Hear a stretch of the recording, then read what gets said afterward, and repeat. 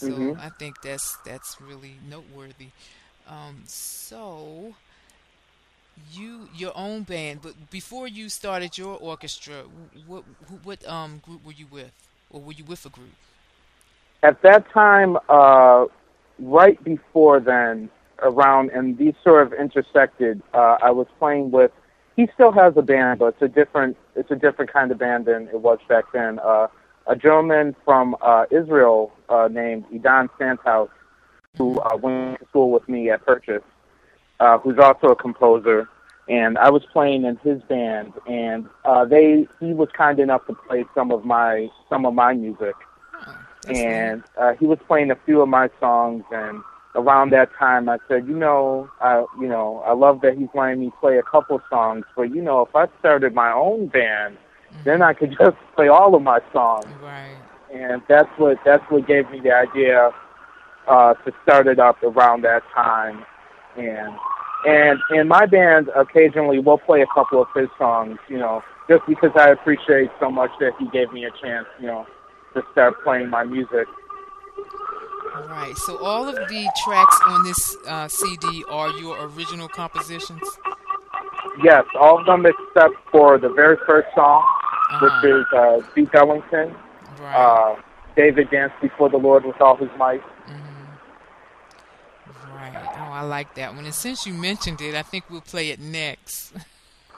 Okay, sure. Okay. I'm just going to read what you wrote. In the history of music, Duke Ellington is the one musician I most admire and whose spirit I would most like to emulate.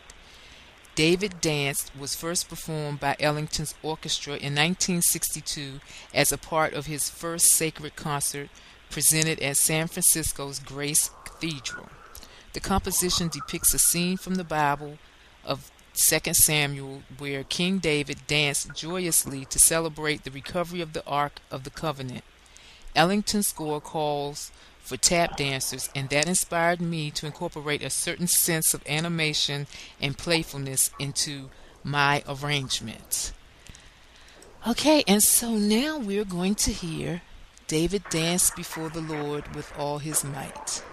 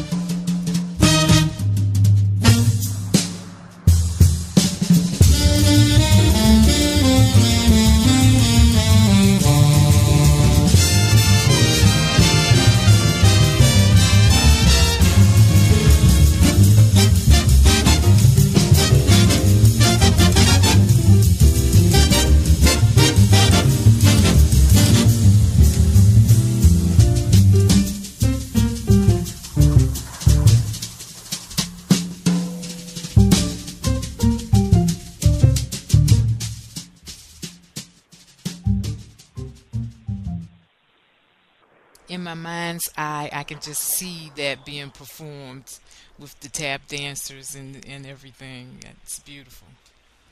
Yeah, he actually some of the rhythms that he had in the song, some of them he wrote out for the tap dancers. Mm-hmm. Now, and I took some of those and made it for the band.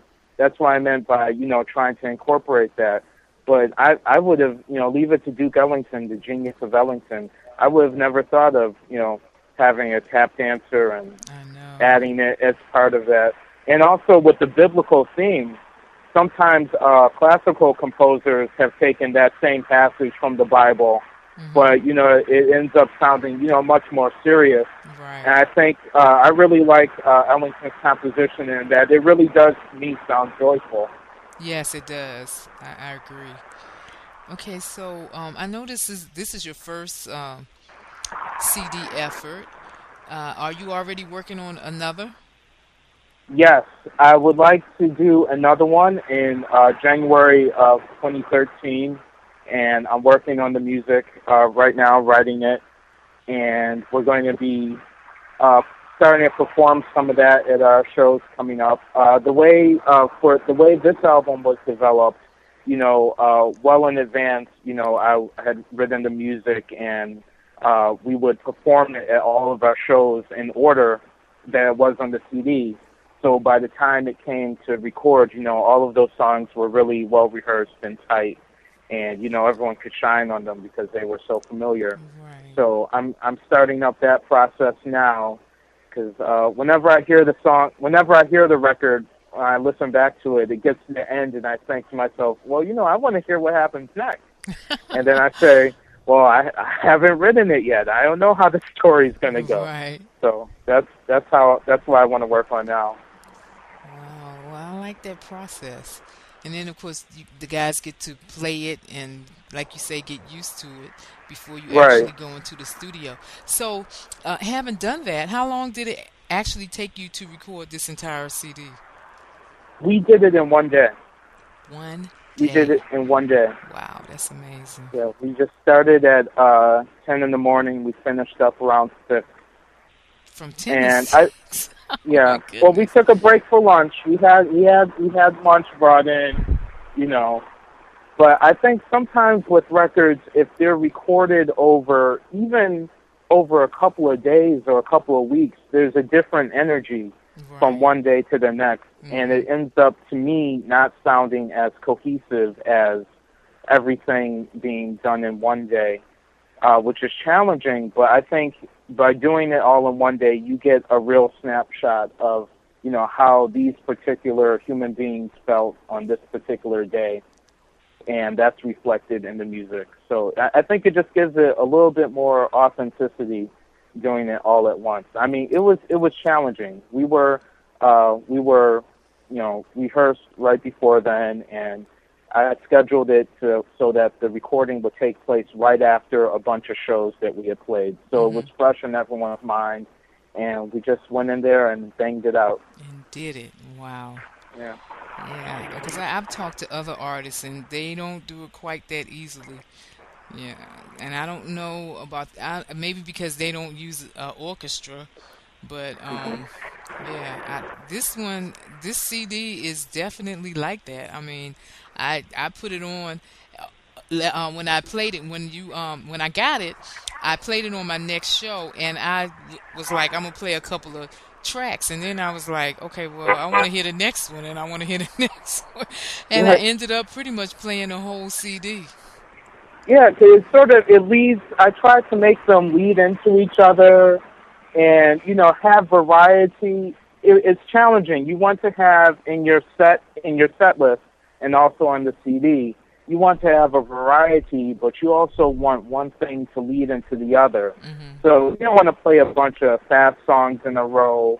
But I think putting together the set list this is where having so many live shows here in New York was beneficial, because when I sit down to figure out what we're going to play on a particular night, when I'm writing the set list, these are things that I think about. Okay, how's the audience going to be feeling after this one? Do they need, is it time for a slow song, and, thinking about that all the time, I think it's reflected in how the songs go together on the record.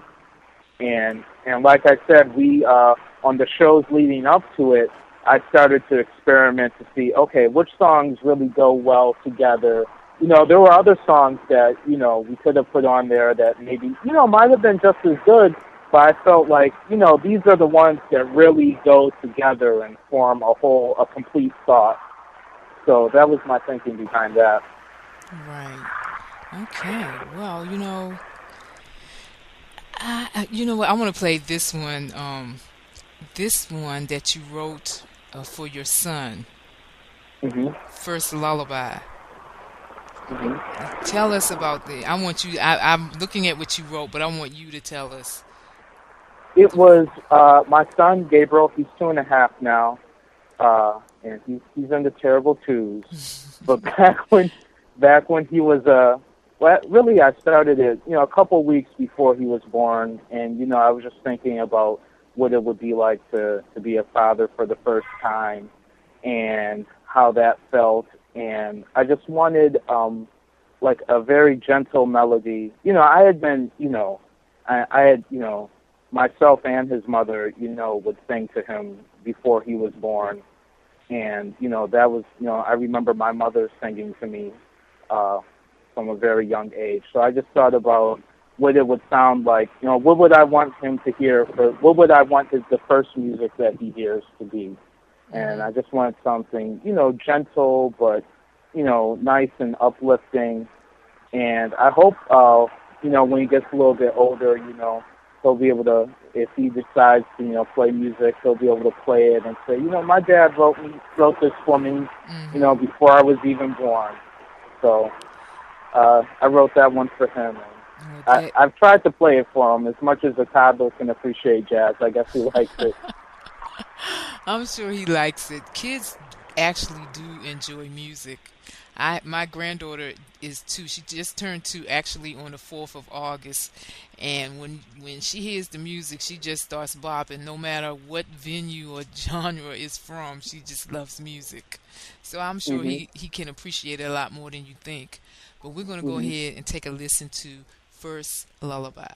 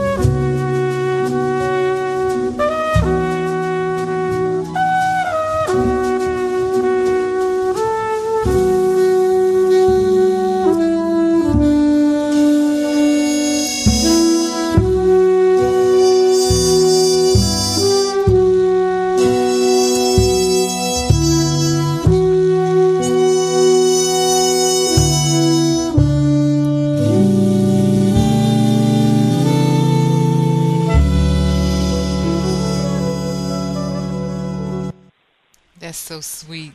I'm sure he Thank will you. appreciate that very much. Do you play it for him before you put him down for the night? Not anymore. I used to sing different things to him, hymns and things. He actually started singing on his own. Like a few months ago, he started singing "Happy Birthday." And that was the first time I heard him sing. And now it sounds like he's singing little snippets of hymns, which is impressive to me for a 2-year-old. But now now he's at the age where I just put him to bed now. He shouldn't have to. I don't have to. Go. When he was a baby, you have to do the whole routine, and you get the lights dimmed, and you sing him a song, and no. I told him he's too old for all that now. He just needs to go to bed. His parents need a break. Oh, well. You know what they say. You shouldn't start what you don't intend to continue. I think he needs his song true. at night, personally. You know what? Maybe that's it. Maybe he's trying to say, Dad, remember when you used to sing the songs? But maybe, what? Maybe I should start doing that again. Even if you don't do it every night, Right. That's a good point. And you know what? I really like what you said, the quote you made. Let me see if I can find it here. It says, although we take a deep bow to the traditions passed down by our elders, our music is progressive, and this is most decidedly not your grandfather's big band. Mm-hmm. Yeah, that's why I wanted to say, I wanted to do something that was coming out of the tradition, but was its own thing. Like, I don't like it where people say, well, I'm going to do something and completely ignore. Well, no, I think I have respect for Ellington and Miles and Dizzy and all these giants, but rather than repeat what they did, I want to take those lessons and learn them and then build off of that and then add my own ideas to that.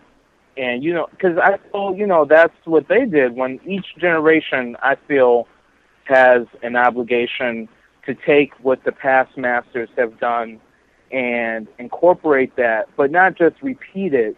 Like, tell your story, add your chapter to the story.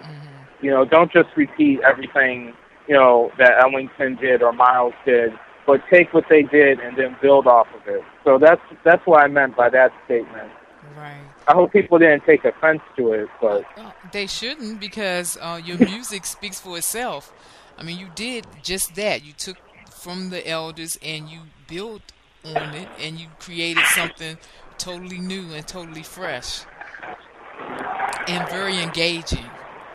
Now, you have been very fortunate. You're very talented, and you've had the fortune of playing with and learning from lots of great musicians. Now, Hmm. if some young person really wanted to get into jazz music, to Yeah. become a performer or a composer or what have you, what advice would you give to them? How should they start? I think they should start by listening to music that they love and just letting that inspire them. Not, so often as musicians we become competitive and it's about, I'm going to cut the other guy. But I think the way to start is just to start from a place of, this is something that I love and I want to be a part of it. I think that's where your heart should be when you're starting out. It shouldn't be about, I'm going to try to do this and that because my friends are doing this and I want to be better than them. I mean, that's part of it, but I think if you focus on, I heard some beautiful music and it inspired me and I just want to be a part of that. And I think that's the mindset you should have coming up. And then if you have that as your main motivation, I think that'll sustain you through all the hard knocks and the disappointments and all the arduous work that you have to do to become proficient on your instrument. I think if you're coming from a place of just appreciation for what's come before you and you just want to be part of something bigger than yourself, I think that's the way to start.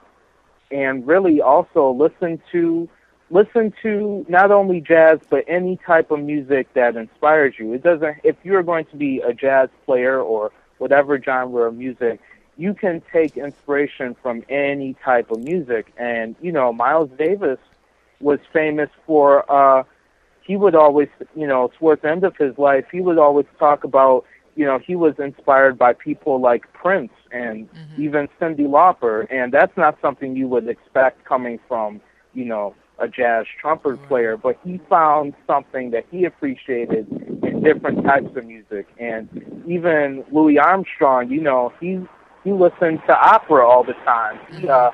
You know, even it was very difficult. He didn't have portable music, but he would carry on the road with him an entire trunk full of opera records.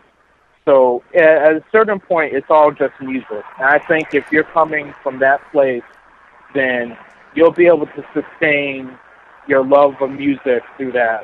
And just if you come from a place of just loving the music and wanting to be a part of it, I think you'll be able to, get through the slings and arrows of everything that you have to go through. Wow, that sounds like some good advice. And I agree that at some point, music is just music. That's one of the reasons that we play all different kinds of genres of music here on this station. Because if it's good music, it makes you think, it makes you feel something, then it's worthy, as far as I'm concerned. Exactly. Yeah, so that was very good advice. Thank you for that, David. Oh, thank you.